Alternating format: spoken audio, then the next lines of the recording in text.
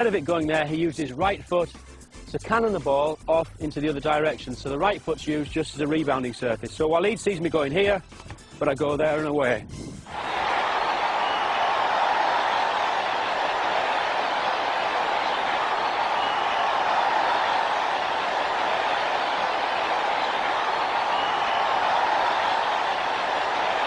Okay, let's try 5 or 6 on our own. Nice and wide with our feet. Okay, well done and stop. Good.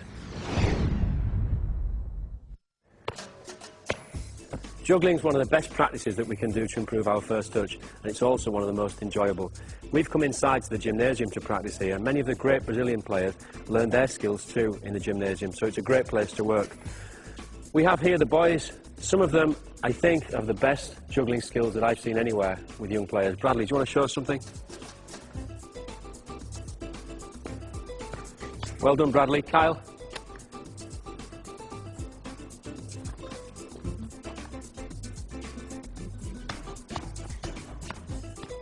The skills from the boys there are very nice to see, but at the beginning we've got to start with very simple stuff and get confidence and control of the ball. And one of the first practices for young players is simply to hit the ball with a left foot and catch with the laces area, then with a right and catch. Left foot and catch, right foot and catch. Maybe after a few weeks, instead of trying to be too ambitious and trying to do too many touches, we can build up to doing 1, 2 and catch. 1, 2 and catch. Then maybe 1, 2, 3 and catch. Then we can start to incorporate other parts of the foot and body. But we should try to use the hands to keep the ball up in the air, and this gives us more confidence. What we're going to do now with the boys is just work around the space, and we're going to alternate from right foot to left foot, right foot to left foot, right foot to left foot, right to left, right to left. Nice and steady, just using the laces area. Okay? Off we go.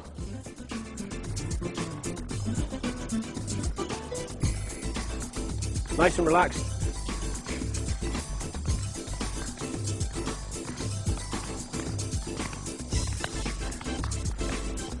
Okay, and stop, Mark.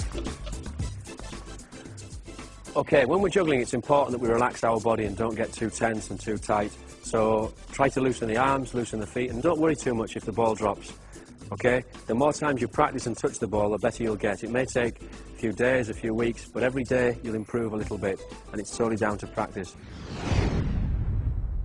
Most English players, when they control the ball on their feet, use the lace area of the foot. Players like Paul Merson are very, very good at that. So a ball comes in, they'll control here. Brazilian players tend to have 3 main areas.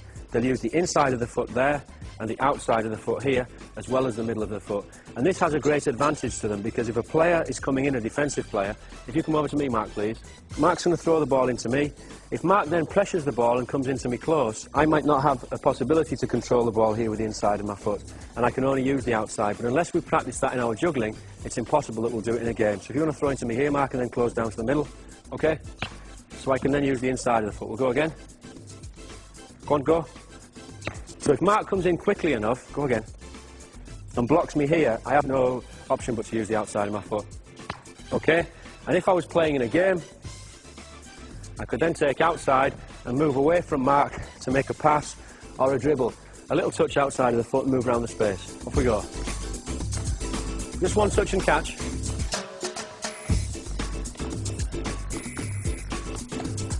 Okay, and stop. This touch, one of the rare times that I saw this from an England player, was in the World Cup of 1998 from Michael Owen, and it was this outside of the foot touch that he took from David Beckham's pass, played into his path, ran at the Argentinian defence and scored that wonderful goal.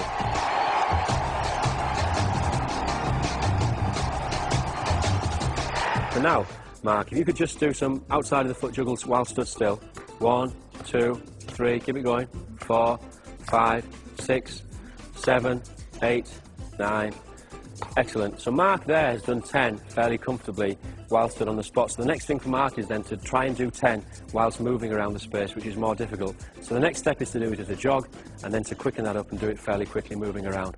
And we'd incorporate the weaker foot as well, so we'd be asking him to go right foot to left foot. So Mark, can you do that and the rest of you just around the space? Off we go.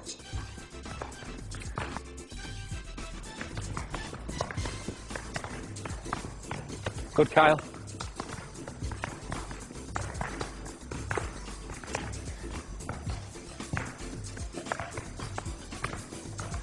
And once you feel confident, if you can then incorporate the left side and try and do as many touches on the right as you do on your left. Good, Bradley, excellent. Okay, and stop. We're now going to combine two controlling surfaces. We're going to go from the laces area here to the outside of the foot. Laces area, outside of the foot. Laces, and then outside. Okay, off we go.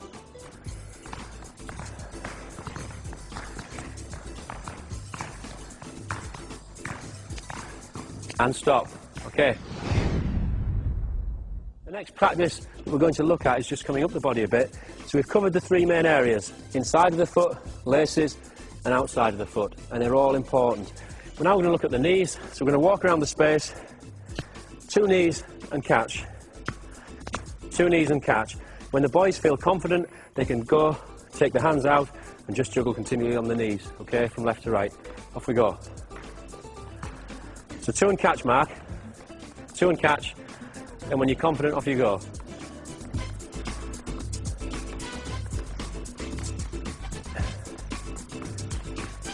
Just knees.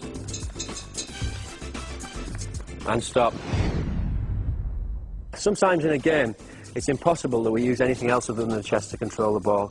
We're always trying to go as low as we can with our control. So if the ball comes in high at chest area, sometimes I'll ask players to try and get up and see if they can get their knees there, because the knees are an area that we have more control over, the thigh above the knees.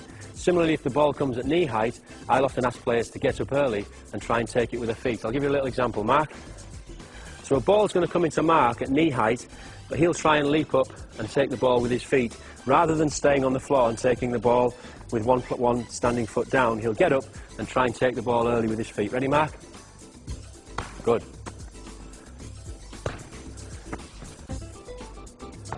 So that ball's coming in at knee height, but he's jumping up to try and take the ball with his feet. Similarly, a ball at chest height, we can try up and get up and bring the ball down with our knees. The further we go down our body, the more control we have over the ball.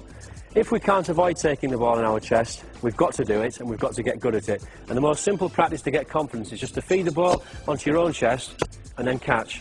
Now, as the ball comes into your chest, I recommend you take a little intake of breath, because the ball coming in fast, if we stick the chest out, the ball will bounce away. So just as the ball comes in, if I give a little I'm making sure that I'm pulling my chest back, and it's good practice for in a game, and it helps me use the chest as a good controlling surface rather than a rebounding surface. So around the pitch, we're going to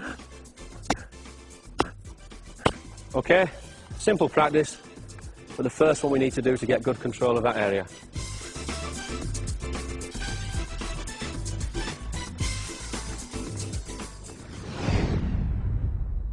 Heading's a very difficult skill. Children are often afraid of heading the ball. Even adult players, the great Ronaldo, the Brazilian star, he doesn't like heading the ball. He doesn't score very many goals with his head because I think when he was a child he didn't practice enough heading. It's an easy skill to master, but one that needs confidence and a little bit of courage.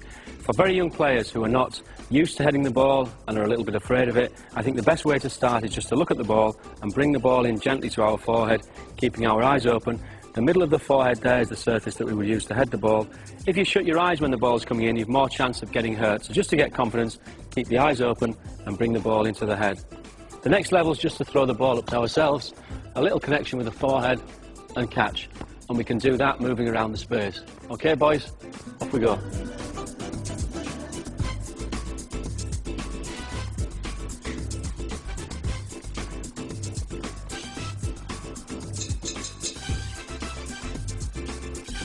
Okay, we can try a few juggles on our head when we're confident.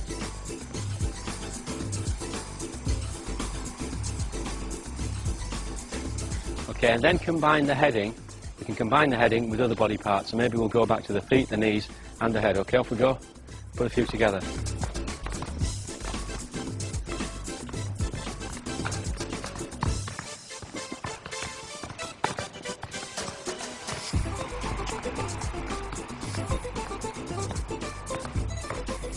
Okay, and stop.